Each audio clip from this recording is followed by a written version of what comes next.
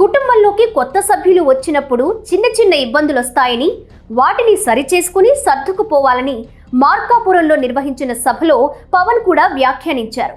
అయితే కూటమిలో తమకు సరైన ప్రాధాన్యత దక్కడం లేదని, స్థానిక సంస్థల ఎన్నికల్లో తమకు మెజారిటీ స్థానాలు ఇవ్వాలని బీజేపీ ఏపీ అధ్యక్ష ఎన్నిక సభలో బీజేపీ శాసనసభాపక్ష నేత విష్ణుకుమార్ రాజు డిమాండ్ చేశారు కూడా.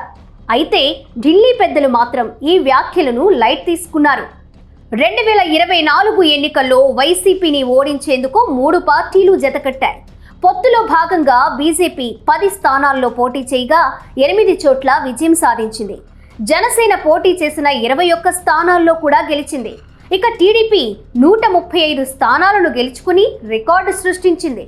పొత్తులో భాగంగా జనసేన బీజేపీలకు కేటాయించిన సీట్లలో ఆధిపత్య పోరు కొనసాగుతుంది.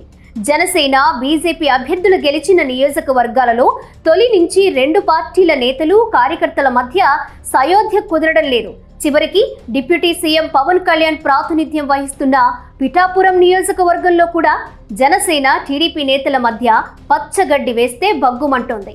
అభివృద్ధి మా వల్లే అంటే కాదు మా వల్లే అని 2 పార్టీల నేతలు పదే పదే ఆరోపణలు చేసుకుంటున్నారు. దీనికి బ్రేక్ పెట్టాలని ఎంతో ప్రయత్నం చేసినప్పటికీ అది సాధ్యపడడం లేదు.